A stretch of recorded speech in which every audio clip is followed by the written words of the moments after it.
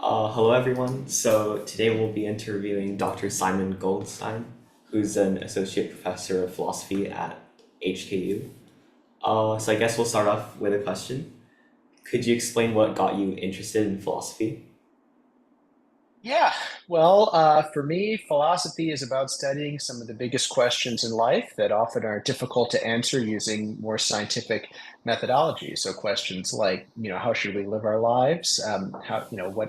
What's the best action to take in any given situation? Questions like, what does it take to have a mind to think? In my own research, I apply those questions to stuff about AI. Yeah, that's great. Well, I mean, philosophy is definitely one of the most fundamental subjects because it basically goes into questions about everything in general. So I definitely think philosophy is very interesting. What do you enjoy most about your career as an academic? Oh, I'd say just doing research, writing, trying to come up with new arguments, new ways to try to find answers to these questions. Many philosophical questions people have been wondering about for thousands of years. So it's very difficult to try to figure out, new kinds of arguments to kind of change people's beliefs. So that's what I like to do. Yeah. So I was looking at your research and I saw that you've written a lot about AI. So I just wanted to ask, can AI have mental states? And if so, what are these mental states? Yeah, it's a great question. So, generally, a lot of my research studies do AIs have minds? Do they have, for example, what we sometimes call having a folk psychology, which means having beliefs and desires. So, when we interact with human beings and even many animals, and when we interact with people and they perform actions in the world, we try to explain their actions by saying, well, they had a goal and they had a view about how to achieve the goal, so they had the desire and the belief. And then one of the big questions I'm interested in is whether AI systems have beliefs and desires in the same way. So that's one kind of question. A different kind of question that's interesting is whether AIs are conscious. Yeah. So what is consciousness exactly? Well, it's a fraught that's a controversial question, but it's, in principle, it's maybe a different question than whether you have beliefs and desires. When we talk about consciousness, one important idea is being conscious of your mental state. So, for example, maybe some of your desires are conscious desires and some are unconscious desires. Freud famously thought that many of our desires were kind of unknown to us and Yeah. we were Yeah. unconscious of them. So that idea of conscious would be something like, you know, does the system have the ability to monitor its own states? So that's one interesting concept. So I've also looked into that, whether AI systems are conscious. Those are some of the main questions that I've looked at. Yeah, I think that's pretty interesting. And you did mention beliefs and desires as possible mental states. So I guess intuitively that does link to like David Hume's model of beliefs and desires as the basis for practical reasoning and like motivations for action. So do you think like AI being able to perform their actions kind of entails the existence of their beliefs and desires? Well, I'll tell you how I think about it is look, I think that folk psychology is more or less a kind of science, and we should use the same standards to understand it as any other kind of science. Yeah. And this is what I mean by that is folk psychology is like a science, it's in the business of trying to make predictions. And what folk psychology makes predictions about is how people will act.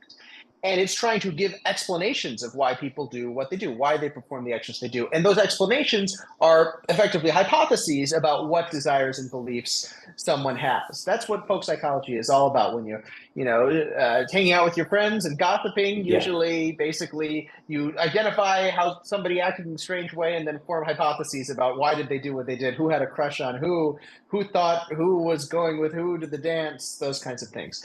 Look, so what are the rules for assessing folk psychology? Well, the way I think about it is a system genuinely has beliefs and desires if the best explanation of the system's behavior appeals to beliefs and desires. So this is an idea that is famous from philosophers like Donald Davidson, Dan Dennett, and David Lewis.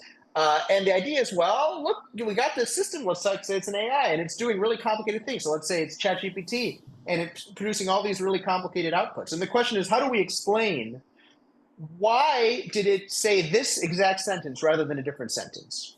Mm. Or take, one thing you can do with ChatGPT is you can have it play games. There are lots of text-based games that you can play. Like you may be familiar with social deduction games, which are games where basically like, people have hidden identities and they make moves where they can like kill one another in the game, and they can kind of trick and cheat one another. It's all done with text. You can just communicate. So there have been experiments people have done where ChatGPT plays games like that.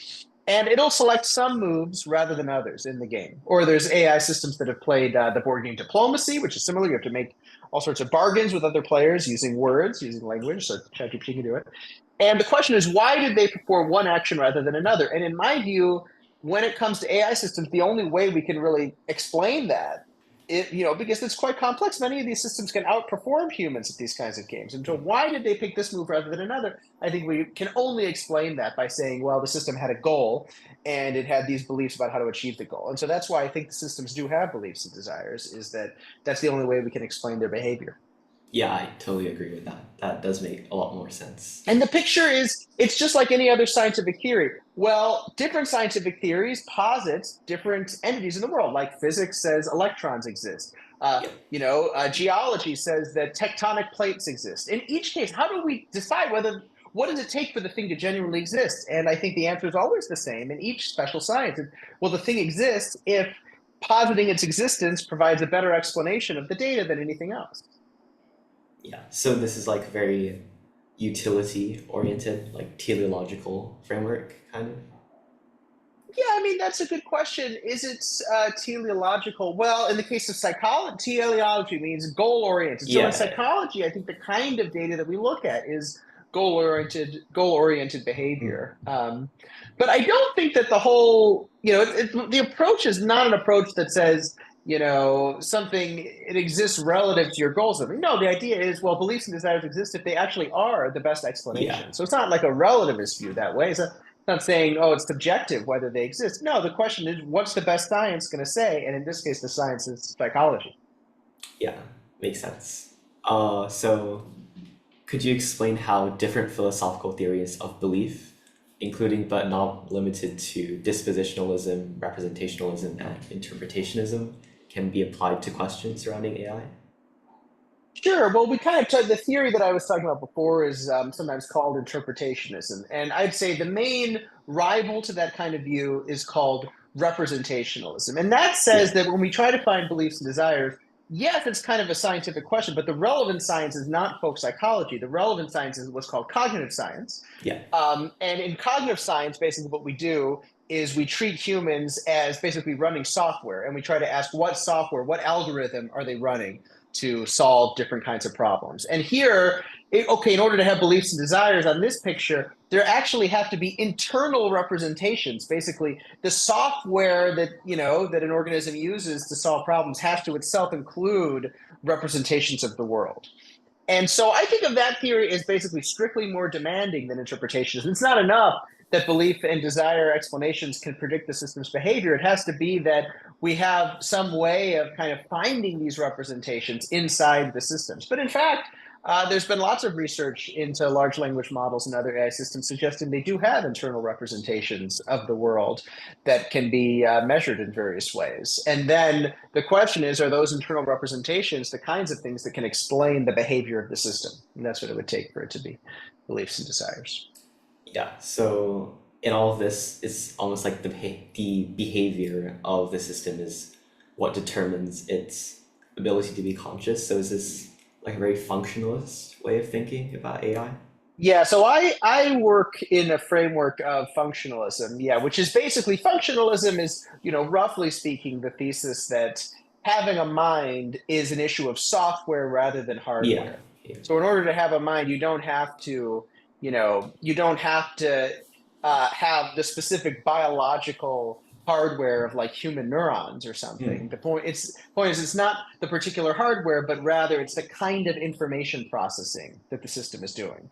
And then the idea is that can be done by silicon or it can be done by biological neurons. So that's kind of what functionalism says. And one motivation for functionalism is something that's called multiple realizability, which is the idea that very different kinds of organisms can have the same kinds of mental states. So humans and octopi humans and cephalopods and maybe even some kind of insects and birds can all feel pain, even though, well, okay, the exact hardware of all these systems is going to be structurally different. But the idea is, well, pain in all of these cases will be some complex kind of information processing, for example, involving a representation of damage to the body and some kind of representation that causes action of like shielding your limbs from damage or kind of it takes actions to lower the amount of bodily damage. So all of these systems can, have that kind of function, even if they implement it in different ways. Hmm. Yeah, that does sound interesting. Do you think there are any objections to functionalism? Yeah, well, the most famous objection to functionalism is sometimes called the Chinese room argument, Oh yeah, from which is Searle. that, well, yeah, so, okay, so if having mental states is just about information processing, well, what kind of information processing are we talking about? Because look, you could have a black box system that takes information in and puts information out. But imagine here's how the black box system works: is it's literally it's a room and you put sentences into the room in an input door and then a new sentence comes out, and in particular you can imagine that the function of the room is to translate between Chinese and English. So you put a Chinese sentence into the room and then a sentence in English will come out of the room, and the question is, does the room count as understanding Chinese Yeah. as long as it can effectively translate? But imagine here's how it works: is there's just a guy sitting in the room and the guy just has a big has like a giant trillion page book that has every sentence in Chinese next to a sentence of English, and the guy can't read Chinese but he can just find the symbols and then write down the English symbols on a piece of paper and then put it on the outside of the door. And then the concern is, well, it looks like this whole room processes information in the way that a speaker of both languages, that a bilingual speaker would, but the room doesn't understand Chinese. And so that's kind of the big challenge. Hmm. And then how do we respond to the challenge? Yeah. Well, one issue here is, well, okay, we're just talking, that is just an example, like one ability, like understanding Chinese, but maybe in order to have mental states, you need to have a very large cluster of abilities. That's one thought. So there's been a lot of different responses to the Yeah. Chinese room argument. Uh, so what does the possibility of an AI mind reveal about the metaphysics of the human mind? Yeah, well, if AIs are conscious, then as we were just, or have beliefs and desires, Yeah, as we yeah. were discussing, that would mean that, well, I mean, a lot of it would mean that humans aren't alone in the universe, Hmm. that there's nothing fundamentally special about human biology that makes us unique. So that's one thing it would mean. Yeah.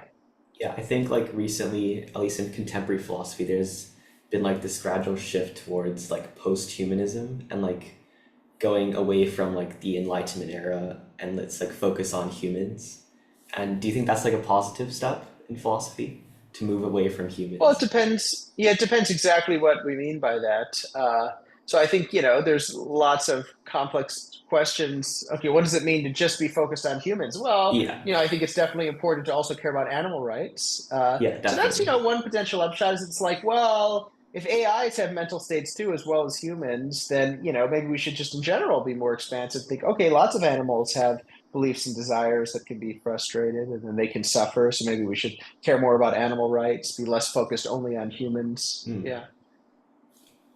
So are there any features of the human mind that cannot be attributed to an AI mind? Yeah, it's a good question. It depends what cannot means. And we can think about something like Hmm. today's systems.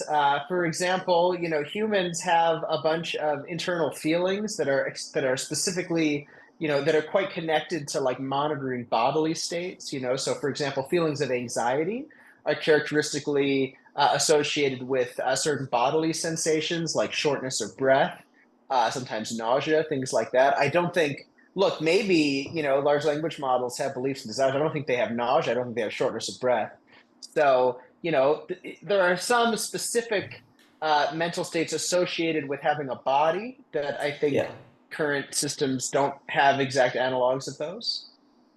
I think this idea of like embodied cognition links well to that. I think there's like this famous thought experiment of the prince and the cobbler, where there's like a prince who switches his minds with the mind of a cobbler, but then like there's this idea that the prince, even though he's in the body of the cobbler, still would not really have the same skills to be a prince, and the cobbler won't be able to do his cobbler activities in the body of the prince because there's certain like bodily capacities of the cobbler's body which are essential to the cobbler's mind as well. So do you think like embodied cognition as a feature of the mind could then be like a possible limit? Oh, that's really interesting. Yeah, I mean, yeah, I don't think of it as much in terms of limits as differences because, actually LLMs will have bodies. I mean, already there are some LLMs that have like a robotic claw. Yeah, So true. I think that we will see that. It's just that because the bodies will be different than human bodies in different ways, I think they won't have exactly the same kinds of internal states. So it's more Mm. about just that's I think a pretty vivid example of a way they'll be different. But yeah, I don't know. Yeah, so maybe we have to like redefine what a body means entirely and just expand the definition from to outside just the human body for this to Yeah, work. although I think they'll have bodies in pretty straightforward ways. Like, I don't know if you've seen this company, Boston Dynamics, that makes Oh yeah, robots, I've but seen they're it. quite Yeah. sophisticated AI robots now. And so, I think we'll more and more be seeing systems that have the reasoning abilities of something like ChatGPT, but are also connected to robotic bodies. Mm. Yeah. So I guess the next question is how can human authenticity be preserved in a world with AI? Yeah, well, yeah, I mean, it depends. Human authenticity. Yeah, I'm not sure exactly what human authenticity is. But, you know, one kind of simpler question is, okay, humans have lots of goals that they pursue. Mm-hmm. How many of those goals can still be pursued in a world with AI? And then it'll depend on what kinds of capacities AIs have and the extent to which AIs can effectively compete with humans. And over time, yeah, it'll depend. And whether humans are substitutes or complements for Yeah. various tasks with AIs. Then another kind of notion of authenticity related like to environments like chess and stuff is like, well, some people strive to be the very best at different skills, but then now AIs have come along that can beat humans at those skills. And so what does that mean for humanity? Like now the best chess players in the world are not as good as Yeah. AI. Well, I mean, we've already seen it with chess, though. I mean, the world of chess lives on, and people still play chess even at elite levels. And Magnus Carlsen is the best Mm. chess player in the world, and Yeah. people are really wowed by that, even though he can't beat the best AIs. Mm. So that kind of suggests that we'll find lots of meaning in competition, even if AIs can beat us. After all, think about like boxing. In boxing competitions, like it's routine to have weight classes. And Mm. so it's like, well, the light, I don't know what it's called actually. The lower weight classes they can't Yeah. beat the Yeah. heavyweight boxers, but it's still very meaningful to be the best Mm. lightweight boxer in the world. So you know. Mm. But I guess like a possible objection to this is do you think it's possible for the existence of AI to like determine the very goals that people have? So for example, if AIs are much, much better at a skill than humans can ever be, then maybe that would discourage humans from pursuing that skill and so discourage them from Maybe, finding but that meaning. hasn't happened with chess, right? I mean, I Yeah, think true. there's probably more people interested in chess than before Deep Blue beat Kasparov. So, Mm. so I don't know. I think it's very unclear. I also expect in the long run AIs will be better at humans than everything, so there won't be that much room to find the stuff that humans are Yeah, better.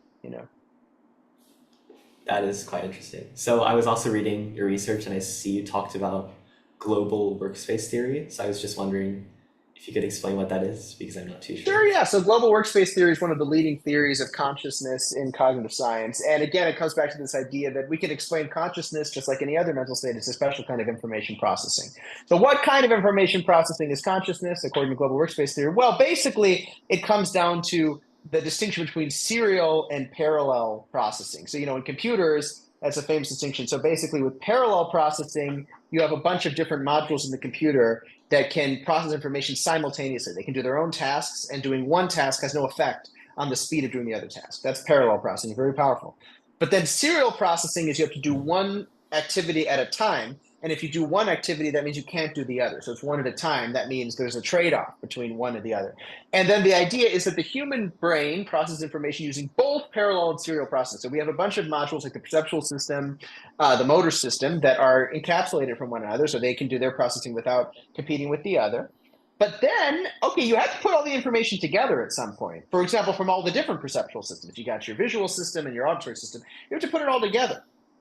And when you put it all together, you have to put it all into kind of make a coherent worldview, and there you use serial processing. So global workspace theory says that basically there is a global workspace that takes the information from all of the individual modules that are doing parallel processing, and that global workspace does serial processing on it, does some processing kind of related to working memory, and then broadcast that information back to all the modules for further parallel processing.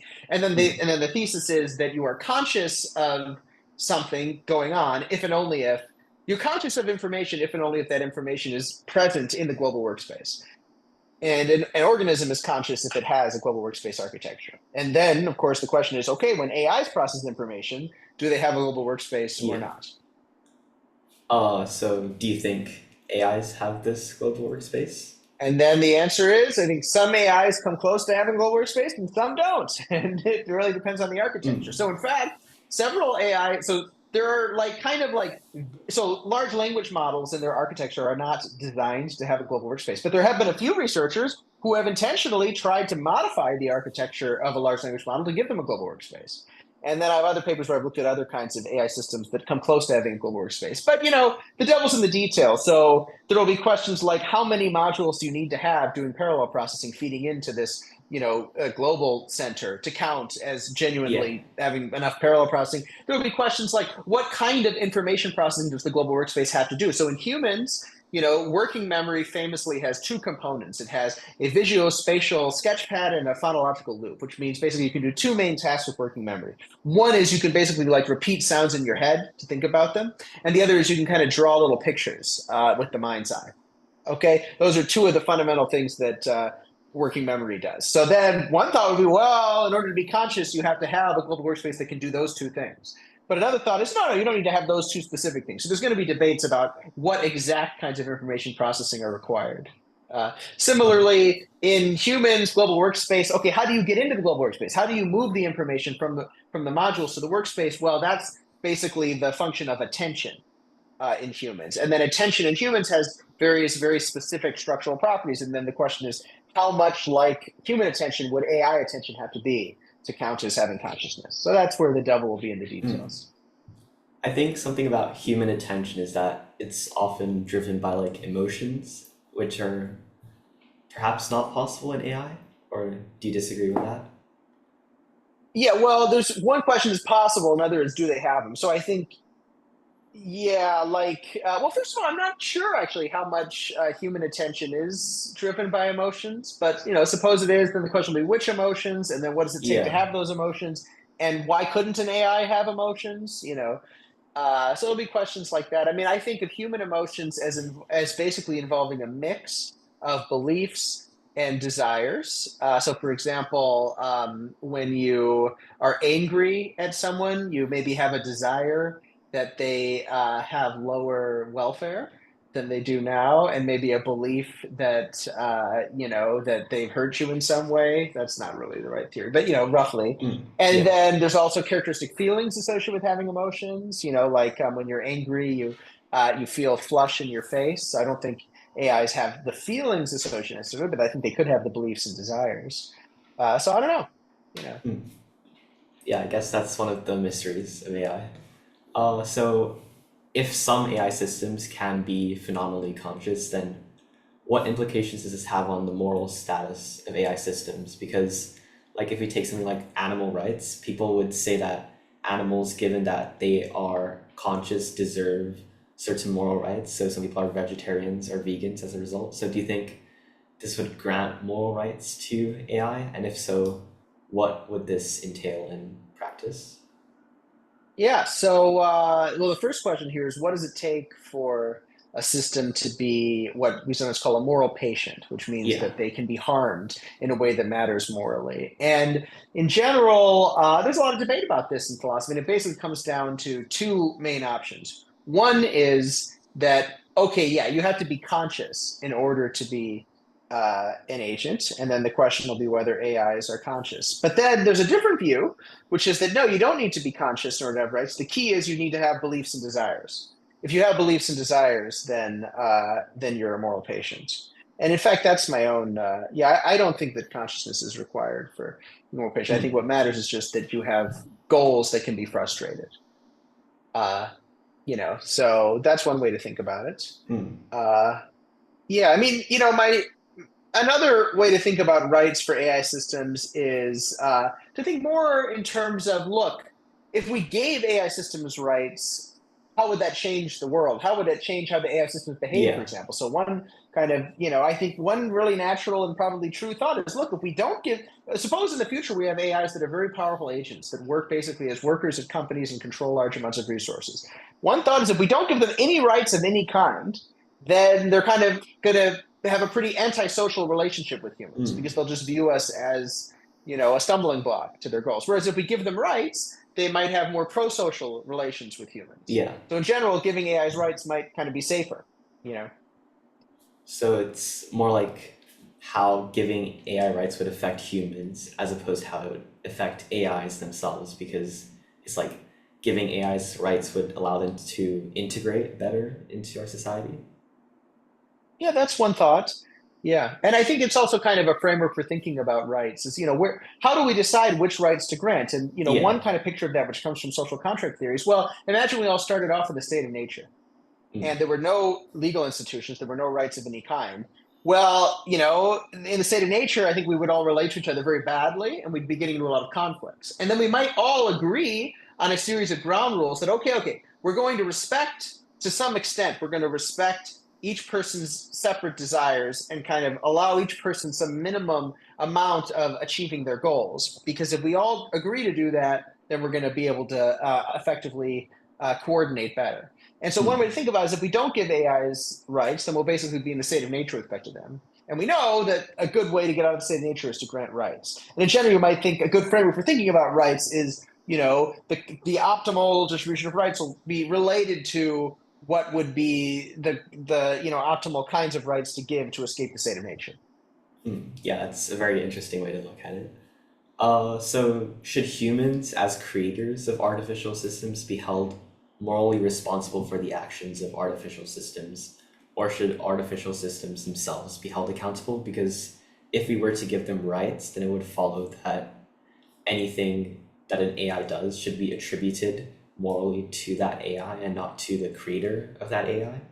So, Yeah, it's a great question. So let's back up and just ask, what's the general framework for thinking about this? The way I like to think about these questions of responsibility is in terms of designing optimal systems of incentives. So if we're building a legal system and we're deciding who do we hold responsible for different kinds of mistakes or different outcomes? Well, I think what we want to do is design a system of rules that will kind of promote the best outcomes through incentives. And so when we think about optimal liability regimes for companies for accidents, that's how we want to do it. And same thing with AI.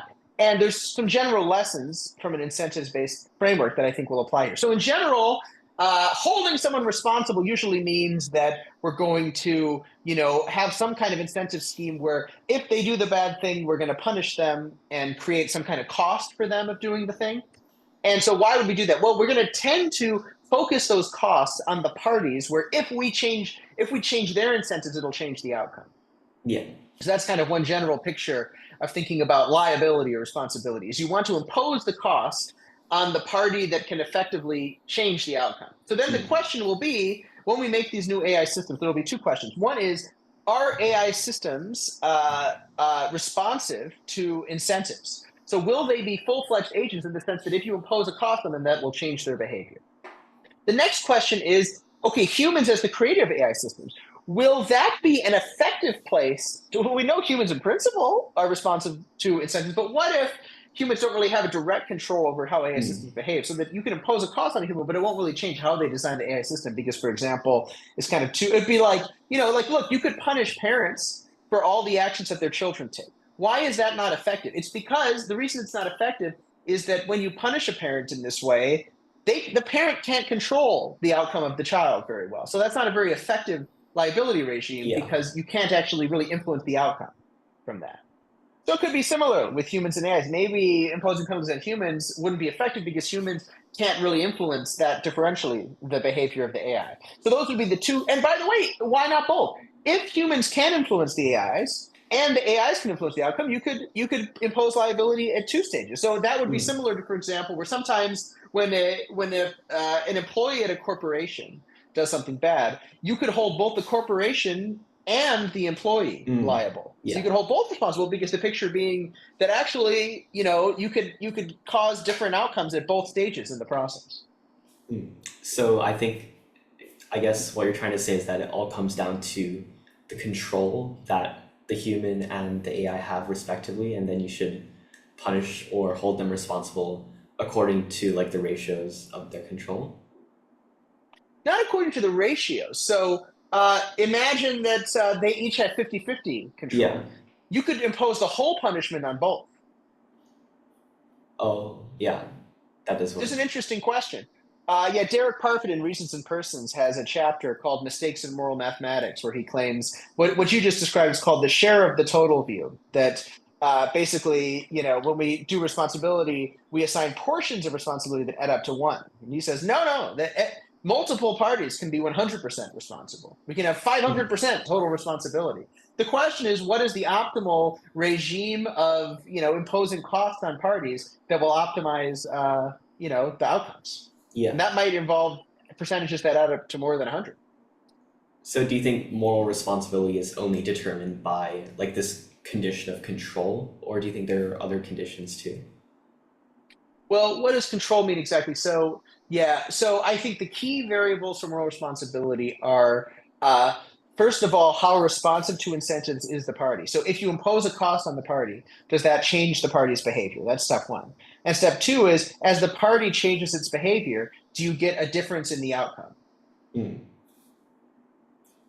That does make sense. I think I've also read somewhere that there's also an epistemic condition for moral responsibility. So I guess then it goes back to the question of, does AI have knowledge? Because if they have knowledge of Well, what they're that doing, then they should be Yeah, so responsible. the epistemic condition would be something like condition two, which was if you impose a cost on the party, can they make the outcome better? Well, if they have no idea what they were doing, punishing them, Mm. punishing parties who have no idea what's happening is not an effective way of Yeah. changing outcomes because if they had no idea what's happening, they can't really differentially. Mm. You get the same outcome. So you kind of can imagine the counterfactual. Okay, if there was a punishment, would the outcome have been different? If they had no idea what was happening, it's not changing the outcome. So that's one way to explain why there's that kind of condition.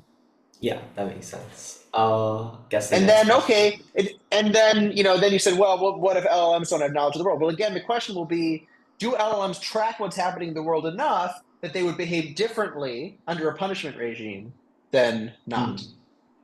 I guess that also comes back to like whether AI is receptive to like human influences on a very big level. Yeah, Mm. yeah. So if they're receptive to influences by their creators, then we should punish the creators as well. Yeah, Things like that. I think that is a good way of thinking about it. I guess the next question is, what moral and philosophical considerations are most important when it comes to thinking about AI? Yeah, I'd say some of the big questions I think are most interesting to me is first of all, are the AI systems we're developing, are they likely to become full-fledged agents that have their own goals and pursue complex plans in the world? Second, if so, do these agents pose a risk, potentially a catastrophic risk to humanity? Third, if we have full-fledged AI agents, are they moral patients in their own right that deserve moral consideration or should have moral consideration in optimal punishment regimes, things like that? Mm. Yeah, so those are some of the, I think, big questions that are pretty interesting. Yeah, I think this idea of a fully fledged agent is quite interesting. Do you think there are any like specific criteria for a system to become a fully fledged agent? Well, fully fledged term of art, but here are some capacities I think are especially interesting. Agents that can engage in long-term planning, they construct long-term Hmm. plans to solve problems. Agents that have situational awareness, meaning that they understand what they are, they know their AIs, they know what their capabilities are as an AI system. Agents that can engage in game theory, meaning that they have theory of mind, they can have accurate beliefs about other parties' beliefs, and they can decide on their own actions by calculating what is the best action to take for their interests, supposing that their opponent takes various steps, what's their best response to the action of an opponent and vice versa. Yeah, so if you have a system that has those kinds of capabilities, I think they would kind of be a genuine strategic competitor to humanity because they would be the sort of organism that can really compete in complex projects with humans. Mm. Yeah. So do you think there are any actions that we as humans need to take in response to these considerations? Yeah, I mean, I think in general, what would be good is to have better ways to kind of benchmark or kind of carefully monitor how agential AI systems are, and then Mm. trying to design future legal institutions that can kind of allow for future AI agents to exist pro-socially rather than anti-socially with Yeah. humans. I have a new paper that's just coming out called AI Rights for Human Safety, where Mm. I written with friend of mine where we kind of argue that giving AIs certain kinds of legal rights, in particular to make contracts and own property, would make it easier for AI agents to interact pro-socially with humans. Mm. Yeah, so I guess that's quite interesting about AI rights being a way for them to integrate into the social contract as opposed to AI rights for giving AI rights for the sake of AI being entitled to the rights. So, Exactly. Yeah. Yeah. mm. That's the idea. Oh, is there anything else you'd like to add about this discussion? No, that's, I think we covered Yeah. the things I wanted to say. Okay. Yeah. Well, thank you. It was absolutely great talking to you. Yeah.